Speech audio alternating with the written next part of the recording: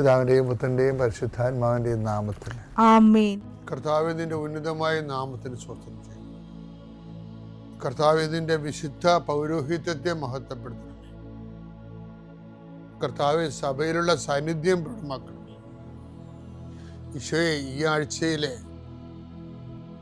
അങ്ങയുടെ കാരുണ്യം കണ്ണുനീരോടെ ആഗ്രഹിക്കുന്നുണ്ട്. ഈശോയെ, മുട്ടിന് താഴേക്ക്, കാൽമുട്ടിന് താഴേക്ക്, തുടയിലേക്ക് നീര് പൊങ്ങിക്കിടക്കണ കണ്ട് കർത്താവ് സ്പർശിക്കും.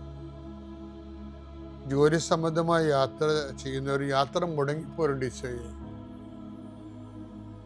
കാലുകൾ ഉദച്ചും വാഹന അപകടത്തിലും മരത്തിൽ നിന്ന് വീണും പലരും ഈ ദിവസങ്ങളിൽ അവരുടെ ഫോട്ടോയും കൂടെ എൻ്റെ അടുത്ത് വന്ന് അവരെല്ലാം ഞാനിപ്പോൾ ഓർത്ത് പ്രാർത്ഥിക്കണം. ഈശോയെ,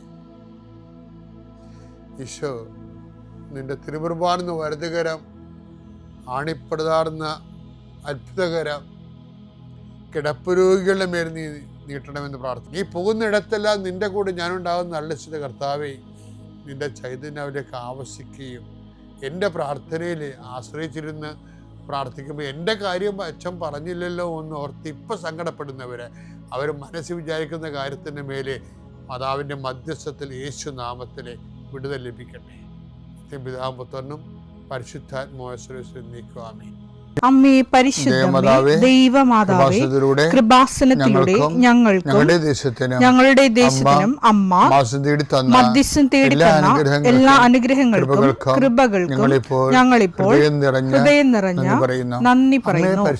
അമ്മേ പരിശുദ്ധമേ, ദൈവമാതാവേ, 2004 ഡിസംബർ 7 ഉച്ചകഴിഞ്ഞ് 2:30 കൃപാസനത്തിൽ സംഭവിച്ച അമ്മയുടെ പ്രത്യക്ഷപ്പെടലിനെ കുറിച്ച് തിരുസഭയ്ക്ക് സമർപ്പിച്ചിരിക്കുന്ന പഠനരേഖകളുടെ മേൽ സഭാത്മകമായ പഠനം ആരംഭിക്കുവാൻ ഞങ്ങൾ പ്രാർത്ഥിക്കുന്നു. അമ്മേ പരിശുദ്ധമേ, ഭൂസ്വർലോകങ്ങളുടെ രാജ്ഞിയായ അങ്ങേയ്ക്ക് ഭൗമസംരക്ഷണത്തിനായി പ്രപഞ്ചപ്രകൃതിയെ തന്നെ തിരുസഭ പ്രതിഷ്ഠിക്കുവാൻ ഈ പ്രത്യക്ഷീകരണം വഴി ഇടയാക്കണമേ. പരിശുദ്ധമേ, ജപമാല മാതാവേ, സകല കൃപാസനം പ്രാർത്ഥനയോടും ചേർത്ത് ഞങ്ങളിപ്പോൾ പ്രാർത്ഥിക്കുന്ന ഈ കുടുംബത്തിന്റെ പ്രത്യേക നിയോഗം പറ മക്കളെ.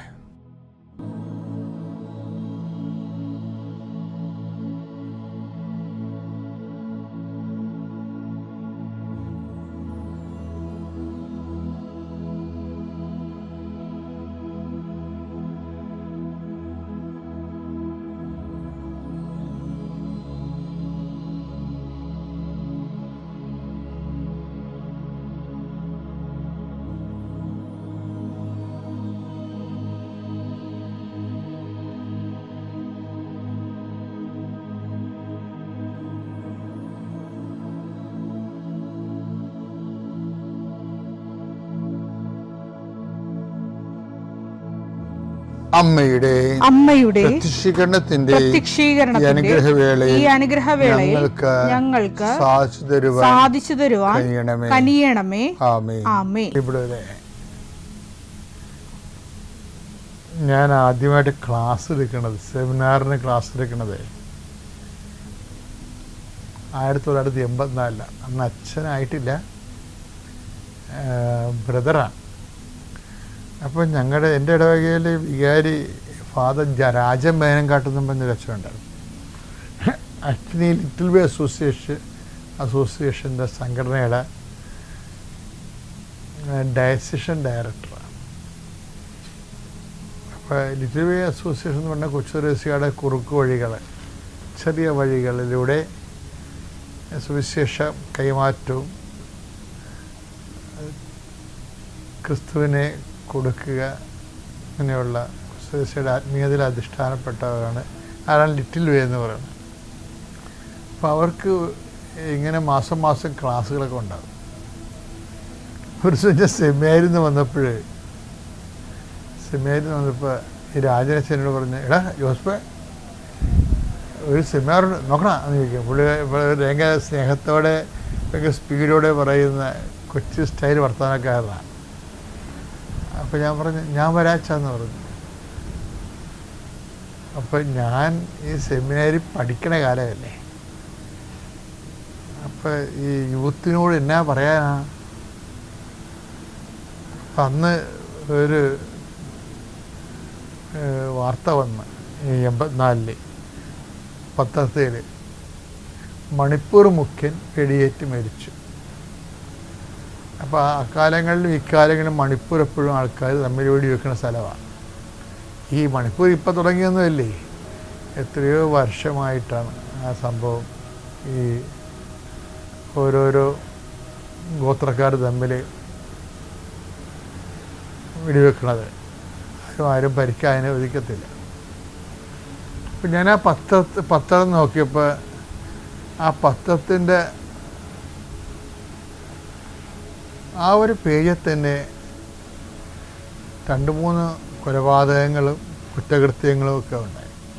ഇന്നത്തെ പോലെ വലിയ ബോംബൊന്നുമില്ല അന്ന്. മനുഷ്യ ബോംബും അങ്ങനെയുള്ള കാര്യങ്ങളില്ല. 84 ചെറുകിട പരിപാടികളൊക്കെയാണ് ഉള്ളത്. വെട്ടും കുത്തും. പക്ഷേ പത്രക്കാർ കൊണ്ടുവന്ന് ഫ്രണ്ട് പേജിലൊക്കെ ഇടും. അപ്പോൾ നാട്ടിലെ കുറ്റകൃത്യങ്ങൾ നടക്കുന്നു, കുറ്റവാസനയുള്ളവരുടെ എണ്ണം പെരുകുന്നു എന്നുള്ളൊരു ഇംപ്രഷൻ നമുക്ക് തോന്നും. അപ്പോൾ ഇത് ഈ പത്രത്തിന് മുഖപ്പേജ് ഫ്രണ്ട് പേജ് അവിടെ ബോർഡെ കൊണ്ടുപോയി പറ്റിച്ച് വെക്കണം. അന്ന് ബോർഡൊക്കെ ഉള്ളു, ഇന്നത്തെ പോലെയുള്ള പ്രൊജക്ഷനും കാര്യങ്ങളൊന്നുമില്ല. എന്നിട്ട് എൻ്റെ മനസ്സിൽ വന്നത്, ആ കാലങ്ങളിൽ വേറൊരു മാഗസിൻ ഇറങ്ങുമായിരുന്നു. കുറേ മാഗസിൻ നിന്ന് പോയായിരുന്നേ. പണ്ട് സാംസ്കാരിക കേരളം ഇപ്പം അല്പം ശുഷ്കമാണെന്ന് വേണേൽ പറയാം. പണ്ട് കുറേ നല്ല സാംസ്കാരിക സാമൂഹിക ക്രിട്ടിക്കൽ പല മാഗസിനുകളുണ്ടായിരുന്നു. ആൾക്കാർ വായിക്കുകയും ചെയ്യുമായിരുന്നു. ഇപ്പം അത്തരം വായനകളെല്ലാം മാറിയതിന് ശേഷം നമ്മൾ മൊബൈലിലുള്ള ന്യൂസുകളാണ്, അത് പലതും മുക്കാലും നെഗറ്റീവ് ന്യൂസുകളാണ് ഇപ്പോൾ ഉള്ളത്. നെഗറ്റീവ് ന്യൂസുകൾ നമ്മളൊക്കെ ഒരു ന്യൂസ് ആൾക്കാർ വായിക്കണമെങ്കിൽ അത് കുറഞ്ഞ പക്ഷേ 60% നെഗറ്റീവായാൽ മാത്രമേ ആൾക്കാർക്ക് വായിക്കാനൊരു ഇൻട്രസ്റ്റ് തോന്നത്തുള്ളൂ. അങ്ങനെ രീതിയിലേക്ക് നമ്മുടെ മനസ്സല്പം രോഗം പിടിക്കുകയോ രോഗം പിടിപ്പിക്കുകയോ ചെയ്തിട്ടുണ്ട് ഇപ്പോൾ ഈ കാലഘട്ടത്തിൽ. അപ്പോൾ ഈ കാലഘട്ടത്തിൻ്റെ പ്രത്യേകതയാണത്. അപ്പോൾ അന്ന് സൈക്കോളജി എന്നും പറഞ്ഞൊരു മാസിക ഉണ്ടായിരുന്നു, മനഃശാസ്ത്രം. അപ്പം ഞാൻ എൻ്റെ ചെറുപ്പകാലമായ കാരണം ഈ മനഃശാസ്ത്രം മാസികയെല്ലാം തേടിപ്പിടിച്ച് വായിക്കുന്ന ഒരു സ്വഭാവം ഉണ്ടായിരുന്നു. അപ്പോൾ അതിൻ്റെ അകത്ത് ഒരു ആർട്ടിക്കിൾ എന്നെ ഈ മണിപ്പൂർ മുഖ്യം വെടിയേറ്റ് മരിച്ച ആ ന്യൂസ് വായിച്ചപ്പോൾ എൻ്റെ മനസ്സിൽ വന്നത് ഒരു കുറ്റവാളികൾ ഉണ്ടാകുന്നതിനെക്കുറിച്ച് നമ്മൾ ഈ മനഃശാസ്ത്ര മാസിക അന്ന് വന്ന ലേഖനമാണ്. അതിൻ്റെ അകത്തുള്ള പ്രധാനപ്പെട്ട വിഷയത്തിൽ അവർ മുന്നോട്ട് വെക്കുന്ന ആശയം ഇതാണ്. എന്താണ്? ആരും കുറ്റവാളികളായി ജനിക്കുന്നില്ല, സാഹചര്യം അവരെ കുറ്റവാളികളാക്കുകയാണ്, സമൂഹമാണ് ഉത്തരവാദി. അന്നത്തെ നാടകങ്ങളൊക്കെ കണ്ടു കഴിഞ്ഞാലും സിനിമ കണ്ടാലും ഈ തീം വളരെ ശക്തമാണ്. അതിനെ സപ്പോർട്ട് ചെയ്യാൻ വേണ്ടി ആണ് ഈ മാസികകളും ആ രീതിയിലാണ് ചിന്തിക്കുന്നത്. അതായത് ആരും കുറ്റവാളികളായിട്ട് ജനിക്കുന്നില്ല, മനുഷ്യൻ സാഹചര്യം അവരെ കുറ്റവാളികളാക്കുകയാണ്, അല്ലെങ്കിൽ കുറ്റവാളികൾ ആക്കപ്പെടുകയാണ് ചെയ്യണമെന്നുള്ള ഒരു സ്റ്റേറ്റ്മെൻറ്റ്. അത് വിത്ത് നറേഷൻ നന്നായി ഓടിക്കൊണ്ടിരുന്ന കാലമാണത്. അപ്പോൾ ഞാനും അതിനോടാണ് ചായ്വുണ്ടായിരുന്നത്. കാര്യം ഈ കുറ്റവാളികൾ ആയിട്ട് എല്ലാവരും അമ്മയുടെ ഉദരത്തിൽ നിന്ന് നിഷ്കളങ്കരായിട്ടാണ് ജനിക്കുന്നത്. അപ്പം അതിനൊക്കെ കുറേ സൈക്കോളജിസ്റ്റിൻ്റെ കോട്ടിങ്സൊക്കെ ഉണ്ടാവും, അതൊക്കെ പറയും നമ്മൾ അതിലേക്ക് നയിക്കണം. എന്നിട്ട് അതാണ് ക്ലാസ്. അപ്പോഴേ ആ ഒരു സ്റ്റാറ്റസിൽ തന്നെയാണ് കുറേ നാളുകൾ ജീവിച്ചത്. കാരണം കുറ്റവാളികളായിട്ട് ആരും ജനിക്കണില്ല, സാഹചര്യവും സമൂഹവും അവരെ കുറ്റവാളികളാക്കുകയാണ്, ആ കുറ്റവാളികളുടെ ഉത്തരവാദിത്വം സമൂഹത്തിൻ്റെതാണ് എന്ന് ഒക്കെ ഉള്ള ഒരു നിരീക്ഷണവും നരേഷനും. പക്ഷേ ഞാൻ ഒരു കാലത്ത് ഈ വേദപുസ്തകം തന്നെ വല്ലാത്ത രീതിയിൽ ഒരു യൂട്ടേൺ എടുപ്പിച്ചു ഈ വിഷയത്തിൽ. വേദപുസ്തകത്തിൻ്റെ ഒരു അനുഭവം എന്ന് പറയുന്നത് സാഹചര്യം ആണ് കുറ്റവാളികളെ സൃഷ്ടിക്കുന്നതെന്ന് പറയുന്ന മനുഷ്യൻ്റെ സാമൂഹ്യമായിട്ടുള്ള ഒരു സമീപനത്തിൻ്റെ അപ്പുറത്ത് അതിന് ആ ഒഴുക്കിനെതിരെ നീന്തണതാണ് വേദപുസ്തകത്തിൻ്റെ പ്രത്യേകത. വേദപുസ്തകം പറയണത് സാഹചര്യം എന്ന് പറയണത് പോലും നമ്മൾ സൃഷ്ടിക്കുന്നതാണെന്നാണ് പറയണത്. സാഹചര്യം മനുഷ്യനെ സൃഷ്ടിക്കുകയല്ല, മനുഷ്യൻ സാഹചര്യത്തെ സൃഷ്ടിക്കുകയാണ്. അത് വല്ലാത്ത ഒരു വെളിപാടാണ്. ഈ പൗലോസിൻ്റെ നിരീക്ഷണമാണത്. സാഹചര്യം മനുഷ്യനെ സൃഷ്ടിക്കുകയല്ല, മനുഷ്യൻ സാഹചര്യത്തെ സൃഷ്ടിക്കുകയാണ്. കാരണം ദൈവം നിറയുന്നൊരു മനുഷ്യൻ, ദൈവം എടുത്ത് ഉപയോഗിക്കുന്നൊരു മനുഷ്യൻ, ദൈവത്തിൻ്റെ ഒരു ടൂളായ മനുഷ്യൻ, അവൻ ദൈവസ്നേഹത്താൽ സാഹചര്യങ്ങളെ സൃഷ്ടിക്കും, അല്ല സൃഷ്ടിക്കണം എന്ന കാഴ്ചപ്പാടാണ് പൗലോസിൻ്റെ വേർപാട് ഈ ഫെയർവെൽ സ്പീച്ചിലുള്ളത്. അത് പൗലോസിൻ്റെ ഫെയർവെൽ സ്പീച്ച് മനോഹരമാണ്. അപ്പം നമുക്ക് ഇന്നും നാളെയൊക്കെ നമ്മൾ പൗലോസിൻ്റെ ഫെയർവെൽ സ്പീച്ചിൻ്റെ ഇടിവെട്ട് സന്ദേശങ്ങളെയാണ് എടുക്കുന്നത്. 2 തിമോത്തി 4:6 ഞാൻ ബലിയായി അർപ്പിക്കപ്പെടേണ്ട സമയം ആസന്നമായിരിക്കുന്നു. ബലിയായി അർപ്പിക്കപ്പെടേണ്ട സമയം ആസന്നമായിരിക്കുന്നു. എന്റെ വേർപാടിന്റെ സമയം സമാഗതമായി. എന്റെ വേർപാടിന്റെ സമയം സമാഗതമായി. ഞാൻ നന്നായി പൊരുതി എന്റെ ഓട്ടം പൂർത്തിയാക്കി വിശ്വാസം കാത്തു. അപ്പൊ ഇതിൻ്റെ അകത്ത് വരുന്നതിന്റെ 2 തിമോത്തി 4:2 വായിച്ചേ. വചനം പ്രസംഗിക്കുക. അതാണ് തിമോത്തി കൊടുക്കുന്ന ഫെയർവെൽ ഓപ്ഷനാണ്. അദ്ദേഹം പിരിഞ്ഞു പോവുകയാണ്. പിരിഞ്ഞു പോകുമ്പോൾ പൗലോസ് ഈ തിമോത്തിയസിൻ്റെ പ്രത്യേകം പൗലോസ് ഒരു സൂര്യനായിരുന്നു, അദ്ദേഹം ഒരു ചന്ദ്രനായിരുന്നു. പൗലോസിൻ്റെ വചനങ്ങൾ കേട്ടും പൗലോസിനെ സഹായിച്ചും പൗലോസ് പറയണത് പഠിപ്പിച്ചും ഒക്കെ തിമോത്തി ജീവിക്കുകയായിരുന്നു. ബിഷപ്പായിരുന്നു അദ്ദേഹം. പക്ഷേ സൂര്യനും ചന്ദ്രനും പോലെയുള്ള വ്യത്യാസമുണ്ട്. അപ്പോൾ സൂര്യൻ മറയാൻ നേരത്തെ ചന്ദ്രനോട് പറയുന്ന വർത്തമാനമാണ്, ഞാൻ മറഞ്ഞു എന്ന് വിചാരിച്ചോണ്ട് നീ പ്രകാശിക്കാതിരിക്കരുത്. ഇത് മനോഹരമാണെന്നറിയാമോ? ഞാൻ മറഞ്ഞു എന്ന് വിചാരിച്ചുകൊണ്ട് പൗലോസ് എന്ന സൂര്യൻ മറഞ്ഞു എന്ന് വിചാരിച്ചുകൊണ്ട് തിമോത്തി എന്ന ചന്ദ്രൻ പ്രകാശിക്കാതിരിക്കരുത്. നീ കർത്താവിൽ നിന്ന് നേരിട്ട് പ്രകാശം സ്വീകരിച്ച് മറ്റൊരു സൂര്യനാകുന്നൊരു സമയമാണിത്. ഫെയർവെല്ലിൽ പറയണതാണത്. വചനം പ്രസംഗിക്കുക. സാഹചര്യങ്ങൾ അനുകൂലമാണെങ്കിലും അല്ലെങ്കിലും ജാഗരൂകതയോടെ വർത്തിക്കുക. ജാഗരൂകതയോടെ വർത്തിക്കണം. പക്ഷേ ഈ വചനം പ്രഘോഷിക്കാൻ സാഹചര്യം അനുകൂലമാക്കാൻ വേണ്ടി കാത്തിരിക്കരുത്. അതാണ് വിഷയം. എന്ന് വെച്ച് കഴിഞ്ഞാൽ സാഹചര്യം അനുകൂലമാകാൻ വേണ്ടി കാത്തിരുന്നവരാരും സുവിശേഷം കൈമാറിയിട്ടില്ല. കർത്താവ് പറഞ്ഞ സാഹചര്യവും സുവിശേഷവും തമ്മിൽ യാതൊരു ബന്ധവുമില്ലെന്നാണ്. നമ്മുടേതായിട്ടുള്ള ഒരു വിവേകം കാണിക്കണം. പക്ഷെ ആ വിവേകം കൊണ്ട് സുവിശേഷം വിലങ്ങ് വെക്കപ്പെടാത്ത സുവിശേഷത്തിന് നിൻ്റെ വിവേകത്തിൻ്റെ വിലങ്ങ് വെക്കരുത്. അതാണ് വിഷയം.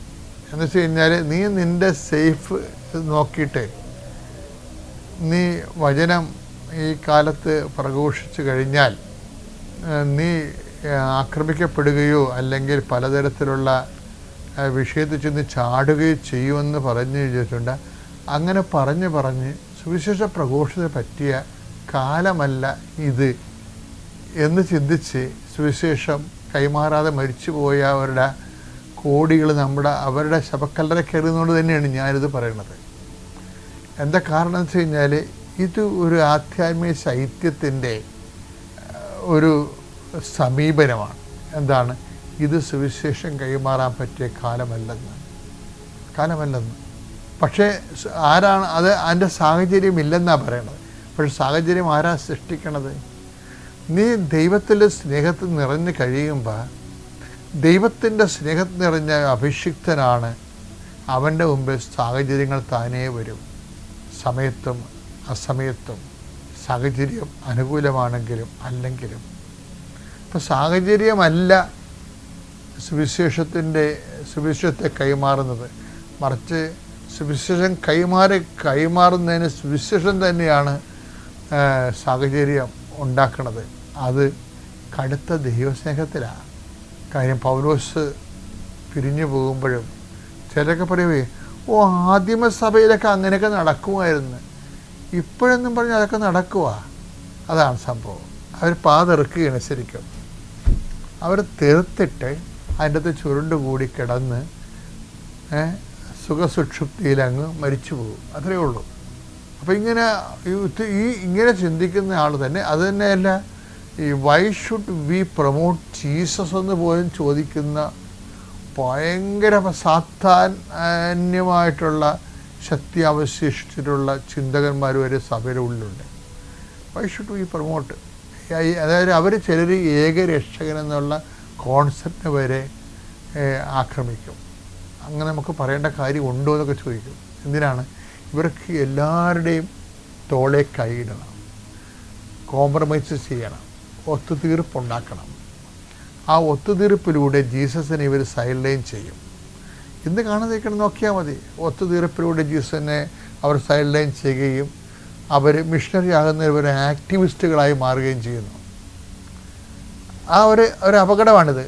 ആ ഒരു സമയത്താണ് പൗലോസിൻ്റെ ഈ തിമോത്തിയുടെ ലേഖനങ്ങൾ, ഉടമ്പടിയിൽ അനേകം മക്കൾ സുവിശേഷ വേലക്കാരാണ്. ശരിക്കും അവരൊക്കെ ഇത് പൗലോസിൻ്റെ ഈ വചനങ്ങൾ കേൾക്കണം.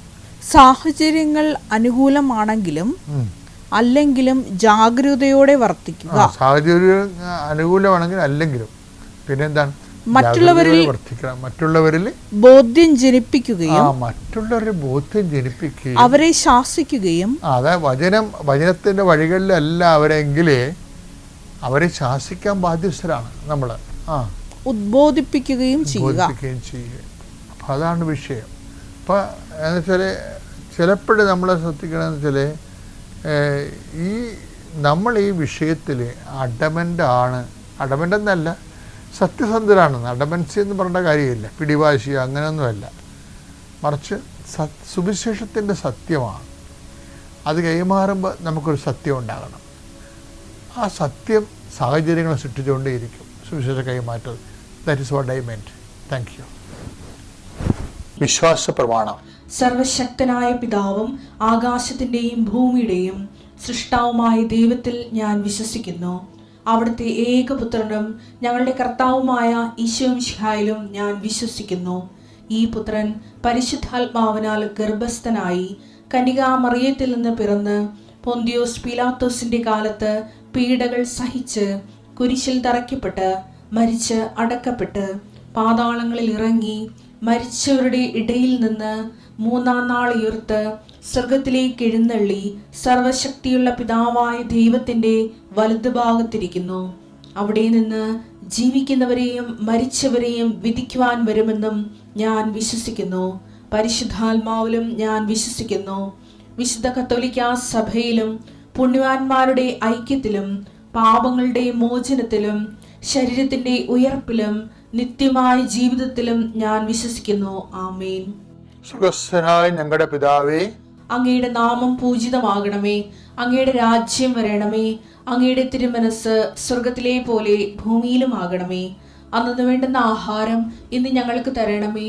ഞങ്ങളോട് തെറ്റ് ചെയ്യുന്നവരോട് ഞങ്ങൾ ക്ഷമിക്കുന്നത് പോലെ ഞങ്ങളുടെ തെറ്റുകൾ ഞങ്ങളോടും ക്ഷമിക്കണമേ.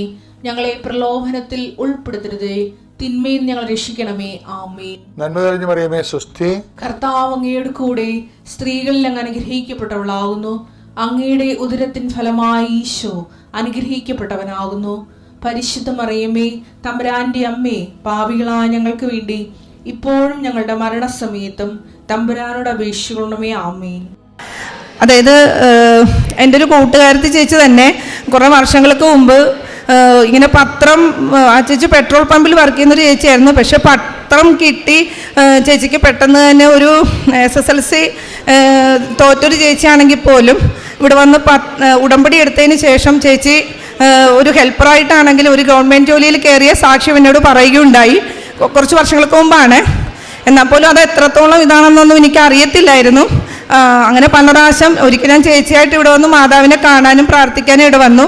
അതിനുശേഷം ഞാൻ പലതവണ ആലപ്പുഴയ്ക്ക് എപ്പോൾ പോയാലും ഞാനും എൻ്റെ ഹസ്ബൻഡും കൂടെ ആ സമയത്ത് എത്ര തിരക്കാണെങ്കിലും എന്താണെങ്കിലും മാതാവിനെ വന്ന് കാണുകയും പ്രാർത്ഥിക്കുകയും ചെയ്യുമായിരുന്നു. പക്ഷേ ഉടമ്പടി എന്തെന്നോ, ഉടമ്പടിയിലോട്ട് നമുക്കും പ്രാർത്ഥിക്കാമെന്നോ, ഉടമ്പടിയുടെ കാര്യങ്ങൾ എങ്ങനെയാണെന്നോ, അല്ല ഇതൊന്നും മിനിക്കു പറ്റുന്നതാണോ മറ്റുള്ളവർക്കുള്ളതാണെന്നുള്ള ഒരു ചിന്തയായിരുന്നു എൻ്റെ ഉള്ളിലുണ്ടായിരുന്നത്. കാര്യം ഉടമ്പടിയെ പറ്റി എനിക്കറിയില്ല, ഞാനൊരു ഹിന്ദുവാണ്. എന്നാലും ചെറുതിലേ മുതൽ എനിക്കൊരു കർത്താവിൽ എന്തോ ഒരു ആകർഷണം ഉണ്ടായിരുന്നു. അപ്പോൾ അത് പല അനുഭവങ്ങളും ഉണ്ട്, അതൊക്കെ ഞാൻ വിശദീകരിക്കുന്നില്ല. എന്നാൽ പോലും ഞാൻ പ്രധാനപ്പെട്ട കാര്യങ്ങളിലോട്ട് പറയാം. ഞാൻ ഇങ്ങനെ മാതാവിൻ്റെ ഒരു കൂട്ടുകാരത്തിനെ പോലെ എനിക്ക് ഫീൽ ചെയ്തിട്ടുണ്ട്. ഞാൻ ഹിന്ദു ആണെങ്കിൽ പോലും ഒരു അറേഞ്ച്ഡ് മാരേജ് ആണെങ്കിലും ഒരു ക്രിസ്തീയ ജീവിതത്തിൽ ഒരാളെയാണ് എനിക്ക് ദൈവം യഥാർത്ഥ പങ്കാളിയായി കിട്ടിയത്. അതും വലിയൊരു സാക്ഷ്യത്തിലൂടെയാണ് എനിക്ക് വരാൻ സാധിച്ചത്.